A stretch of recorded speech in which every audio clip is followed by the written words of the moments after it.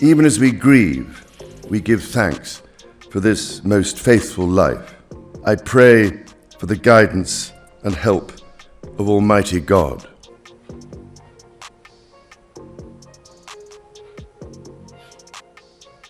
For most of his life, King Charles has approached the inner workings of the British monarchy like a heavily guarded vault, opening its heavy doors only wide enough to show the public exactly what he intends for them to see. There has always been a sharp, deliberate line drawn between the official duty displayed to the world and the private struggles whispered behind palace walls.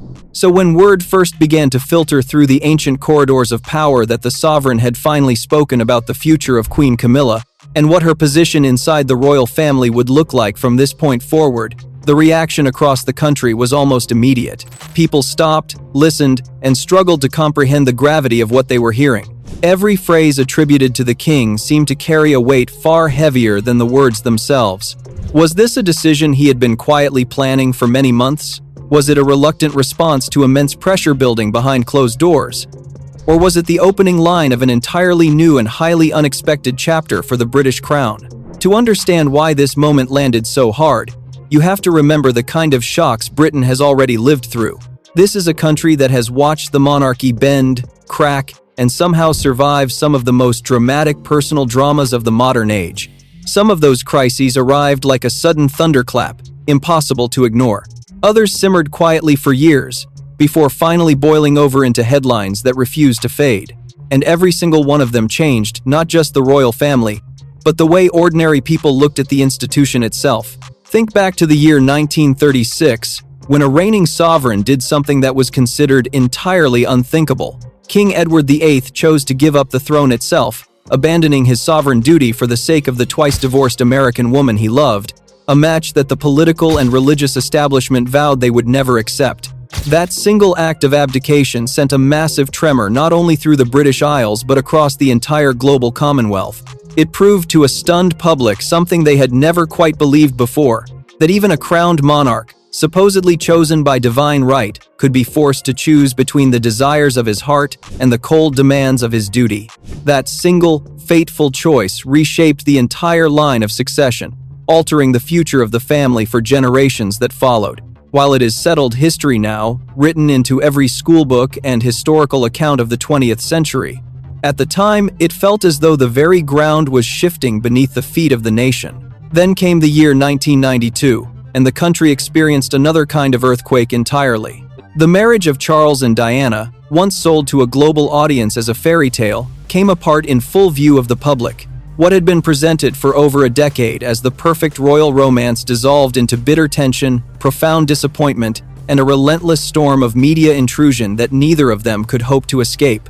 Their separation, and eventually their highly publicized divorce, became a matter of permanent public record, not mere rumor. At the time, the sheer weight of this personal tragedy shook public confidence in the durability of the monarchy to its absolute core. Millions of people quietly wondered whether the institution could even survive this much personal pain played out on the front pages. And then, in September of the year 2022, the entire country simply came to a standstill. Queen Elizabeth II, after an extraordinary reign of more than 70 years on the throne, had passed away. The nation's longest reigning monarch was gone, and the streets of London filled with quiet mourners as flags dropped to half-mast. That too was a plain, undeniable fact.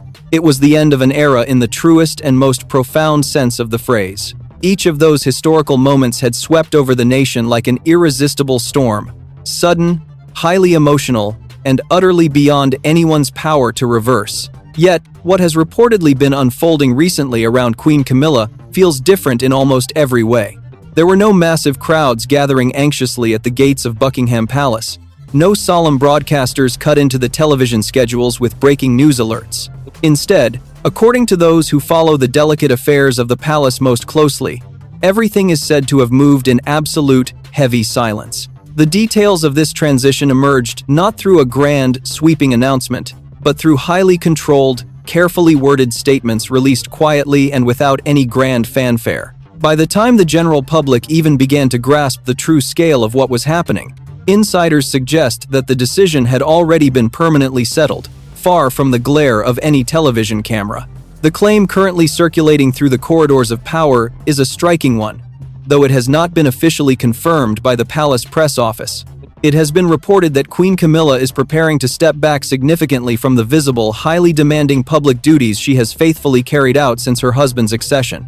This is the very same woman who stood beside King Charles at his coronation, who has welcomed world leaders at grand state banquets, and represented the British crown at countless diplomatic events. The mere suggestion that she might quietly withdraw from the front lines of royal life is exactly the kind of story that spreads with incredible speed, precisely because it is so incredibly difficult to imagine. According to these emerging accounts, it reflected a much deeper, more permanent reshaping of Camilla's position within the royal household. It is the kind of profound change that, if true, could only carry weight with the direct, personal approval of one single individual, King Charles himself. And the very moment that realization took hold of the public consciousness, a single, haunting question began to echo across the nation. Why would a king decide to rethink the public role of the very woman he had spent several decades fighting to stand beside? According to sources familiar with the inner life of the court, the answer did not begin with a formal decree. It is claimed to have begun weeks earlier inside a private room at Windsor Castle, where one quiet and entirely unexpected moment set everything into motion. Inside the ancient walls of Windsor Castle, history is not merely recorded in leather-bound volumes. It is expressed through the very layout of its rooms. To the outside world, a palace meeting looks like nothing more than a gathering of busy people in elegant surroundings. But to those who live and breathe the air of the court, every square inch of space carries a calculated meaning. There are no accidental gestures behind these walls. The choosing of a room, the angle of a portrait, and the arrangement of chairs around a table are all part of a silent, complex language of power. Position reflects rank, influence, and the subtle, shifting direction of the crown. A single chair moved slightly can signal a rise in favor or a quiet, devastating demotion. This silent geography is the bedrock upon which the daily hierarchy of the monarchy is built, a system of unspoken rules that has survived for centuries. On this afternoon, the gathering was supposed to be entirely routine. Senior members of the household, along with a select handful of trusted officials, had been summoned to Windsor Castle for a planning session. The agenda was simple: preparing for an upcoming investiture, one of those traditional ceremonies where citizens are presented with honors for their service to the nation. It was the kind of event that the palace staff could organize with their eyes closed, a meeting that would normally come and go without leaving a single ripple. Yet, as any observer of the court will tell you, the most routine gatherings are often the ones where the most significant battles are quietly fought. On the orders of the sovereign, the seating plan for this meeting had been drawn up weeks in advance and given the personal approval of King Charles. At the center of the polished oak table stood one chair that carried more weight than all the others combined. Positioned in the most prominent location, this seat had been specifically reserved for Catherine, Princess of Wales. It was not merely the most comfortable seat or the one with the best view. According to court insiders, this deliberate arrangement had been personally dictated by the king to send a clear, unmistakable message. By placing Catherine in the primary position at the table, Charles was signaling his complete confidence in her expanding role within the family. It was a silent acknowledgement of the growing responsibilities she was expected to shoulder as the future queen, demonstrating that the center of gravity within the monarchy was naturally beginning to shift toward the next generation. But before the other guests had fully gathered, the quiet order of the afternoon was suddenly shattered. Queen Camilla entered the space, her presence drawing the attention of the few staff members who had already arrived. She did not hesitate, nor did she scan the room looking for her designated place. Instead, with a calm and deliberate step, she walked directly to the head of the table and took the chair reserved for the Princess of Wales. The reaction among the staff present was instantaneous. A collective, silent gasp that seemed to freeze the air in the room. In an institution where protocol is treated as law, taking a seat reserved on the king's own authority was not just an oversight. It was a direct challenge to the established order. For several agonizing moments, the room remained entirely still, the only sound being the soft rustling of papers. Finally, one senior aide, knowing the immense trouble that would follow if the seating plan was not corrected, summoned the courage to approach the queen. Stepping forward with the utmost respect and speaking in a hushed, deferential whisper, the official quietly explained that a mistake had been made. He gently pointed out that the specific chair she had taken had been reserved on the direct instructions of King Charles for the Princess of Wales, and indicated where her own seat had been arranged. But according to those familiar with the scene, Camilla did not move. She did not offer an explanation, she did not apologize, and she did not rise. She simply remained exactly where she was, her silence serving as an unyielding barrier. It was into this atmosphere of extreme tension that Catherine, Princess of Wales, finally walked.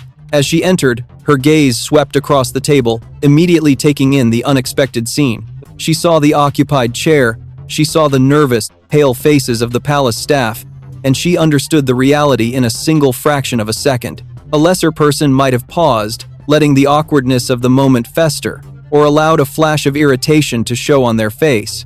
A public disagreement, even one conducted in hushed tones behind closed doors, would have been a disaster, providing fuel for the very rumors the family spent their lives trying to suppress. But Catherine had not spent years preparing for the throne without learning the art of absolute composure. Rather than letting the moment curdle into a painful confrontation, and rather than demanding the place that had been set aside for her by the sovereign, Catherine made a quiet, definitive choice. Without saying a single word, and with a polite smile that betrayed absolutely none of the tension, she walked past the prominent chair and took a seat further down the table. It was a masterclass in grace, a decision that diffused a potentially explosive situation before it could begin. Yet, to those who were present, that quiet choice spoke far louder than any heated argument ever could. The heavy silence that settled over the rest of the meeting was suffocating, as everyone in the room realized they had just watched a profound, unspoken battle of wills. By the time the meeting finally drew to a close, the atmosphere remained charged with an unspoken dread. The superficial business of the investiture planning had been completed, but the real story lay in the empty spaces between the words that had been spoken. The silent defiance of the queen and the quiet grace of the princess had drawn a sharp line down the center of the household. As the participants filed out of the historic room, they knew that a boundary had been crossed that could not easily be ignored. Within the hour, the detailed news of the incident and the heavy silence that followed it was already making its way directly to the private study of King Charles, setting the stage for a reckoning that would test the very bonds of his marriage. To understand why a single mahogany chair could spark such a profound tremor within the palace, one must look far beyond the simple mechanics of seating protocol. This was not a dispute over furniture, it was a physical manifestation of a struggle that had been quietly brewing for decades. The empty space at the head of the table represented the ultimate prize in a silent conflict between two entirely different eras of the British monarchy. It was a confrontation between the turbulent, battle-scarred past of the family and its carefully manicured, highly idealized future. In taking that seat, Queen Camilla was not just asserting her dominance over a routine afternoon meeting. She was attempting to hold back the relentless tide of time itself, resisting the inevitable moment when the spotlight would permanently shift away from her and onto the younger generation. For Camilla, the journey to the title of queen had been a long, painful, and deeply scarring road. She had spent the 1970s, the 1980s, and the 1990s living under a relentless avalanche of public hatred. For many years, she was cast as the ultimate villain in a heartbreaking national drama, endlessly compared to the beloved Princess Diana. She had survived the harshest winds of public rejection, staying quietly in the shadows while the palace worked to slowly rebuild her shattered public image. Her marriage to Charles in the year 2005 had been a quiet affair, and her subsequent decades of dedicated work were a masterclass in patient endurance. Every step she took was measured, carefully calculated to prove her loyalty and worthiness to a highly skeptical nation. When she was finally crowned queen in the year 2023, it felt to her like the ultimate justification, a hard-won reward for surviving a lifetime of public criticism. The crown on her head was proof that she had outlasted her critics, that her loyalty to the man she loved had ultimately triumphed over the hostility of the world. But with that hard-won triumph came an unspoken, deeply rooted insecurity. Having spent so many years fighting to be accepted, the fear of slowly fading back into the background of royal history was a constant, haunting presence. The title of queen was her shield against the ghosts of her past, and she guarded it with a fierce, protective intensity, viewing any shift in the balance of power as a direct threat. In stark contrast to this turbulent defensive journey stands the rise of Catherine, Princess of Wales, From the moment she first entered the royal family, her path had been characterized by a steady, almost effortless ascent in public admiration. She had not been forced to endure decades of public rejection or navigate the bitter fallout of a broken royal marriage. Instead, Catherine had built her reputation through consistency, grace, and an innate ability to connect with people from all walks of life. She had become the modern face of the monarchy, a symbol of stability and hope. As the mother of the future king, her position at the very heart of the family's future was secure and unquestioned, her influence growing naturally as the transition approached. This sharp divergence in their life stories created an inevitable psychological friction between the two senior women of the court. On one side was a queen who had clawed her way to the throne through adversity, fiercely protective of her status and terrified of being forgotten. On the other was a young princess who represented the bright, uncomplicated future of the crown, moving steadily toward her destiny with the quiet confidence of a woman who knew she possessed the unwavering love of the nation. For Camilla, watching the spotlight, the patronages, and the structural influence of the palace slowly but surely drift toward Catherine was a deeply painful experience, reawakening old, buried feelings of exclusion. Yet, those who understand the inner workings of the palace insist that this tension was rarely characterized by open hostility. Instead, it was a quiet, polite rivalry, conducted entirely within the boundaries of impeccable courtesy.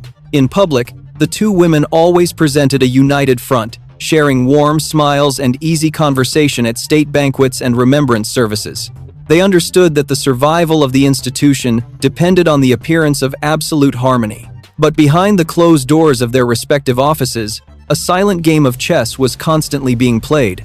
Every joint appearance, every shared patronage, and every scheduling decision was scrutinized by their teams for any sign of shifting favor, creating a subtle undercurrent of tension. As the detailed reports of the seating incident at Windsor Castle reached the private study of King Charles, the true nature of this struggle became painfully clear to him. He realized that this was not merely a petulant dispute over a chair, nor was it a simple misunderstanding. It was a fundamental clash of two different eras, a structural crisis that threatened to undermine the stability of the monarchy. For decades, Charles had been determined to place Camilla beside him on the throne, fighting against the establishment to ensure her place. But as king, he also carried a far heavier, more sacred responsibility. He was the guardian of the crown, sworn to protect the future of the institution. Sitting alone in his study, looking at the approved seating plan that had been so quietly and deliberately defied, Charles knew that he could no longer remain silent. The delicate balance he had worked so hard to maintain since his accession was beginning to crumble under the weight of personal emotion. He could not allow a private struggle for influence to threaten the public transition of power to the next generation. The time had come to make a choice, to draw a clear and painful line between his devotion to his wife and his duty to the crown. With a heavy heart, the king reached for his telephone to arrange an immediate, highly confidential meeting with Queen Camilla, setting the stage for a reckoning that would forever alter their marriage. The private study of the king was enveloped in a heavy, suffocating silence as the door clicked shut. There were no busy advisors hovering nearby, no private secretaries waiting to take notes, and no trusted aides lingering just outside the threshold. King Charles had made a deliberate, calculated choice to ensure that what was about to transpire would have no witnesses. On the polished wooden table between two comfortable armchairs lay a small stack of official briefing papers, their presence a silent reminder of the administrative machinery that kept the monarchy running. Yet, the true focus of the room was the profound space between the sovereign and his queen. For two people who had spent more than half a century weathering some of the most violent public storms of the modern age, this quiet, enclosed space was about to host their most delicate and difficult crisis yet. Charles did not begin the conversation with a display of anger or a raised voice. Those who have worked closely with him know that his most potent authority is expressed in absolute calm. He looked at his wife, the woman he had fought the entire establishment to protect, and broke the silence with a single direct question. He asked, in a quiet but steady voice, whether she had known that the prominent seat at the Windsor Castle planning session had been specifically set aside for the Princess of Wales on his own personal instructions. There was no attempt to soften the blow and no room for misunderstanding. The query hung in the air like a physical weight, demanding an answer that would either diffuse the growing tension or set a dangerous new path for their relationship. There was no hesitation. and no attempt to dodge the truth. After a brief pause, Camilla looked directly at her husband and admitted that she had known about the seating arrangement all along. Yet, her voice was not defensive.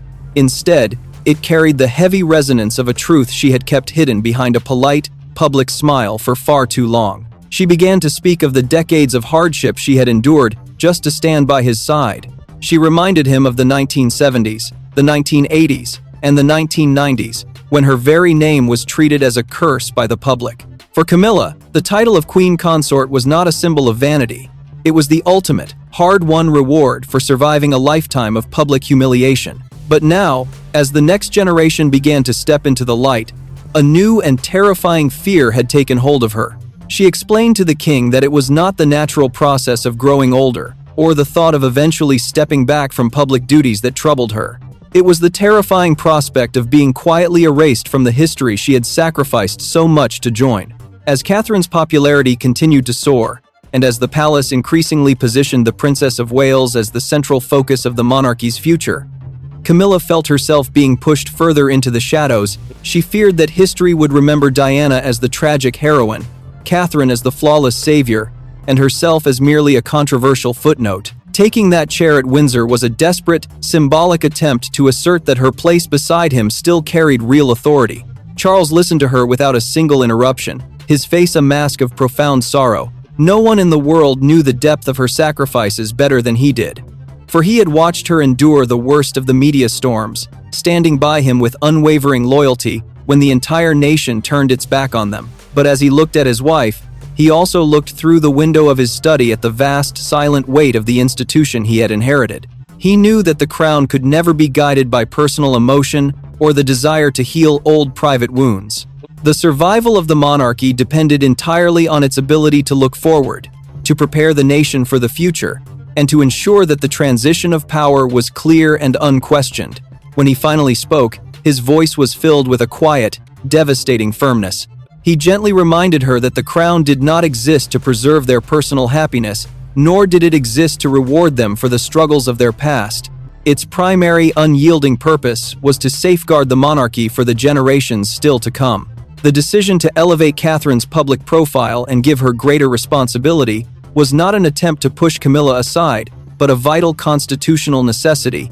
The public needed to see a clear, unbroken line of succession, and any attempt to challenge that order, even in the privacy of a planning session, threatened to weaken the trust of the nation. What happened next is one of the most striking and painful images in the entire history of their relationship. Camilla looked at her husband, the man for whom she had given up her privacy, her reputation, and her peace of mind. She realized that the sovereign she was speaking to was no longer just her partner, but the absolute personification of the state. With a calm, slow movement, she reached up and quietly unpinned one of the highly significant royal insignia from her dress, a symbol of the official authority she had fought so hard to obtain. She placed the delicate symbol carefully on the polished wooden desk between them, saying in a voice that was barely above a whisper that if the authority those symbols represented no longer truly belonged to her, then she no longer had any wish to wear them. Without waiting for a response, and without another word, Camilla rose from her chair and walked out of the private study, the door closing behind her with a soft, final click. Charles was left sitting entirely alone in the fading light of the afternoon, staring at the small, glittering insignia resting on the desk. The silence in the room felt heavier than it ever had before. Within the hour, the king would instruct his constitutional advisors to begin preparing the formal paperwork for a massive restructuring of the household. It was a decision that would mark the beginning of one of the most painful chapters of his reign, proving once again that the crown demands the ultimate sacrifice from those who wear it. In the immediate aftermath of that silent departure, the invisible machinery of the British state began to turn with an unsettling clinical speed. Inside the administrative offices of the palace, there was no time for personal hesitation.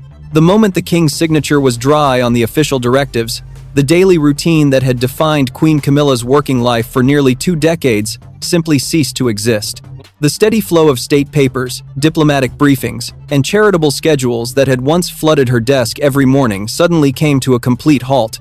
Invitations that had arrived daily simply stopped appearing, and her name was quietly removed from upcoming state events and royal circulars. To the staff who walked the quiet corridors, It felt as though an entire chapter of the monarchy was being gently but systematically erased, leaving behind an empty space that was both strange and heavy. Behind closed doors, the king quietly convened a confidential constitutional briefing to address the sudden vacuum left by the queen's withdrawal. This was not a public meeting, but a solemn gathering of the family's core working members: Prince William, Princess Catherine, Princess Anne, and Prince Edward. The invitation had been described as a routine administrative briefing, but everyone who entered the private room understood that the decisions made that day would reshape the public face of the monarchy for years to come. The atmosphere was calm but intensely serious, as the family sat around a long table strewn with official schedules and lists of patronages that would now need to be carefully reassigned. Prince William approached the daunting task with a steady,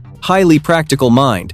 For the heir to the throne, the strength and durability of the monarchy depended entirely on absolute stability and a clear, unquestioned line of authority. He argued that any appearance of confusion, any hesitation about who held which public responsibility, would invite endless media speculation and weaken public trust.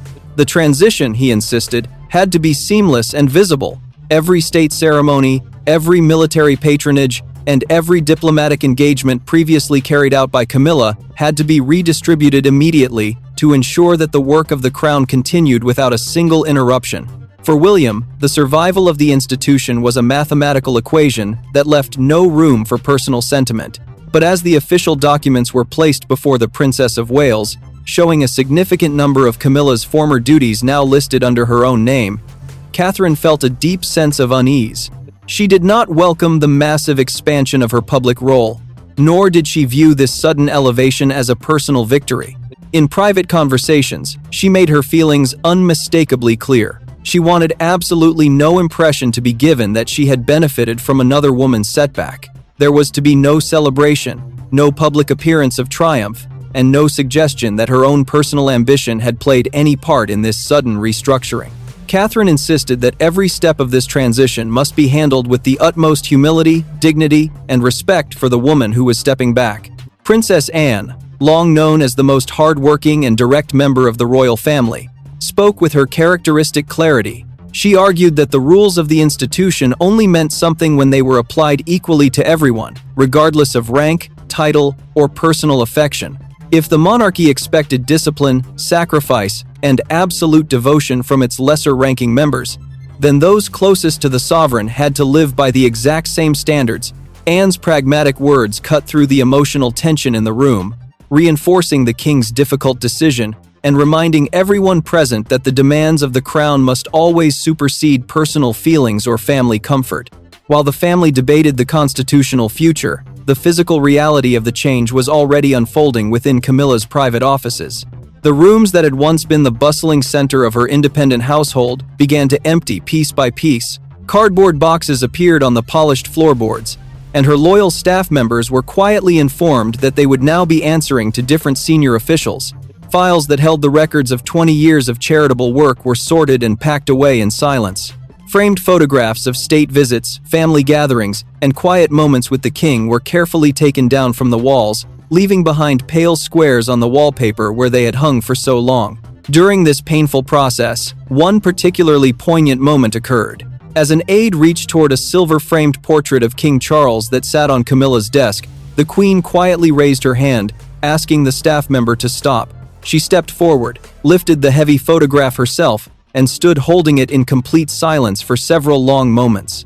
It was an image of the man who had stood by her side through decades of public anger, the husband who had defended her when the rest of the world turned away. Yet, it was that same husband's signature on the official decree that had set this entire dismantling into motion, a devastating reminder of the absolute division between the partner she loved and the sovereign she served.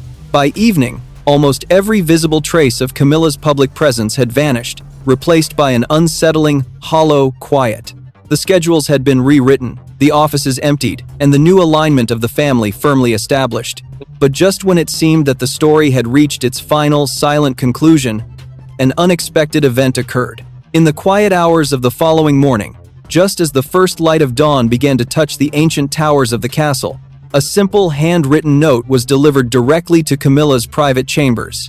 It was not an official state paper or a formal instruction from a court official. but a deeply personal message from the king himself, asking her to meet him alone in the garden room, setting the stage for one final, heart-wrenching conversation that would decide the true future of their partnership. The garden room, bathed in the soft, pale light of a cold dawn, was entirely isolated from the busy, echoing corridors of the main palace. Here, surrounded by quiet greenery and the gentle morning breeze, the heavy weight of state protocol seemed to fade, if only for a brief, fleeting moment. Charles and Camilla stood facing one another, stripped of the royal titles, the grand uniforms, and the glittering insignia that had defined their public lives for so long. For the first time since the devastating confrontation in his study, they were not a sovereign and a consort negotiating the future of a kingdom, but simply a husband and a wife who had spent their lives weathering the fiercest of storms together. The silence between them was no longer tense, but filled with a quiet, profound exhaustion. Charles was the first to speak, his voice devoid of the formal authority of the crown. He gently reached out and took her hand, looking into the eyes of the woman who had sacrificed her peace, her reputation, and her youth to stand by his side. He assured her, with quiet and unwavering sincerity, that his personal devotion to her had never changed.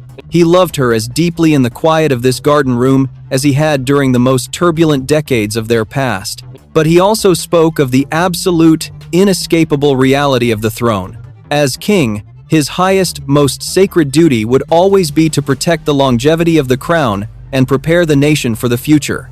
The public elevation of Catherine was not a betrayal of their personal love, but a constitutional necessity that could no longer be delayed. Camilla listened in silence, her hand resting warmly in his.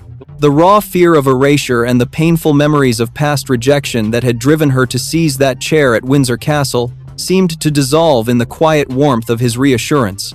She looked at her husband, seeing the heavy lines of strain on his face, and realized the immense burden he was carrying.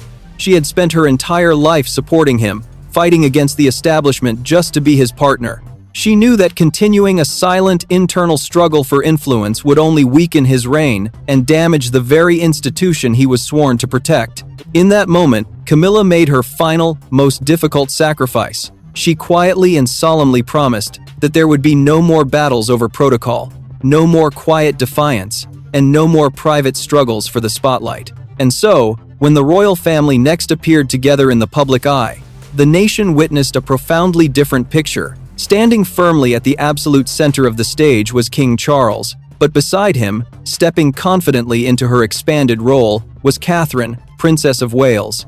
Her return to the forefront of royal duty, following her deeply personal health struggles in the year 2024, was met with an overwhelming wave of public affection. The public did not see a triumphant rival, but a dedicated, humble future queen who had assumed her new responsibilities with grace, dignity, and a profound respect for those who had paved the way before her. Beside her, Prince William stood as a symbol of absolute stability, reassuring a nation that the future of the crown was secure. Camilla, meanwhile, stood a little further from the central spotlight, her posture elegant, her expression entirely serene. She had stepped back from the highly visible, demanding state ceremonies that had once occupied her entire calendar, choosing instead to focus on her private support of the king and her most deeply personal, charitable endeavors. The public response to this new alignment was varied, with some mourning the quiet retreat of a queen who had worked so hard to win their acceptance, while others welcomed the clear, forward-looking focus on the next generation. Yet, regardless of their personal views, the entire nation was left breathless by the sheer speed and quiet efficiency with which the crown had once again reshaped itself to survive. In the end, this extraordinary chapter in the history of the modern monarchy leaves us with a profound, lingering question. Did King Charles choose cold, constitutional duty over the personal love he had spent a lifetime fighting to preserve?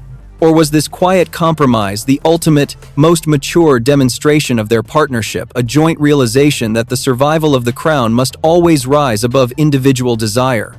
The story of the British monarchy has always been written in the quiet, painful sacrifices of those who serve it. And once again, the walls of Windsor Castle have proven that the price of wearing the crown is a weight that must be paid in full. As we watch the next generation of the royal family prepare to guide the nation, we would love to hear your thoughts on this profound transition. Do you believe that King Charles made the right decision for the stability of the crown? And is Catherine truly ready to shoulder the immense responsibilities that await her as the future queen? Share your feelings and insights in the comments below. If you want us to continue digging deep into the fascinating, untold stories that shape the lives of those behind the palace walls, please take a moment to like this video and subscribe to the channel. Your support truly helps us bring you more of these deeply human dramas. Until next time, stay with us as the history of the crown continues to unfold.